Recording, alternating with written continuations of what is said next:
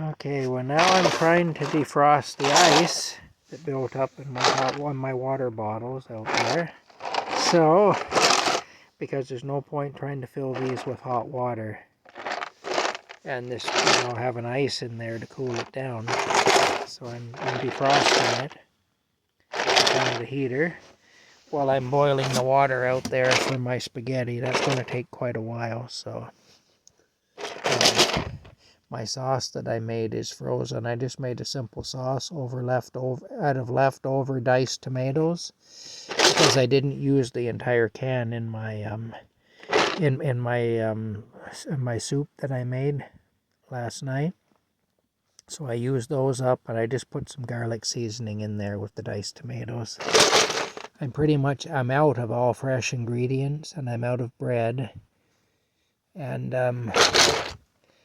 I'm out of a lot of things, so I'm pretty much just exclusively eating canned foods at this point.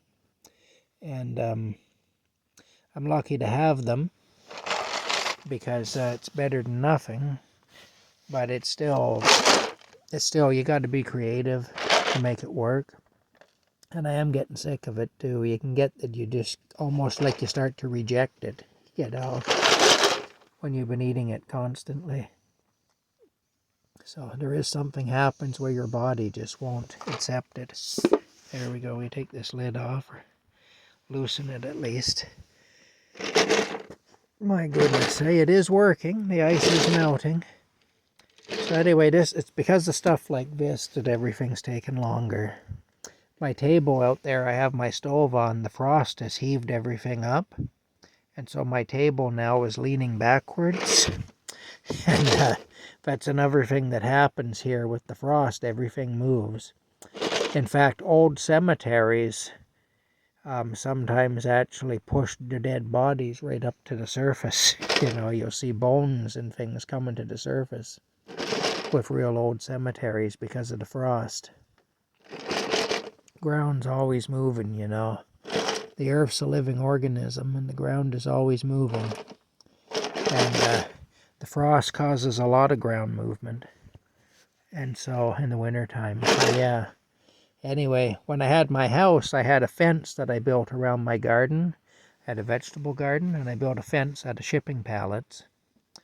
And I used to have to, because I had posts driven into the ground too, where my gate was and stuff. And I always, every spring, I had to repair that fence because the frost had heaved everything up and moved everything around on me. So yeah, so that's what's happening to my table out there that I use for my cooking area. It's all leaning backwards now, and so things don't want to stay on it, So that's something I'm going to have to rectify soon. But I'm not going to worry about it tonight. I've got enough to do tonight. Anyway, this is it. I'm thawing out my stuff here. It's after 11 o'clock. It's now 11:09. Rocky's having a sleep there. He looks really cute. For some reason, the light on my old phone has quit working. I'm going to try it again and see. Well, maybe it'll work now. Oh, what? It's working again. Good. Well, that's a blessing. I'm glad of that. I'm grateful for that. Yeah, I don't know why it wouldn't work earlier, but it wouldn't. Anyway, it's working again now, so that's good. Everything gets temperamental in the cold. When it gets this cold, everything gets temperamental. This even isn't as cold as it can get. It often gets a lot colder than this here.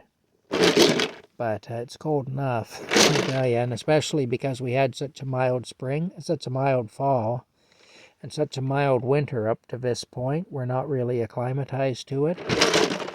Not that it wasn't cold, but it wasn't cold like this. So every year you kind of got to get used to it again, There it is. There it is. I'm getting liquid water again. I am.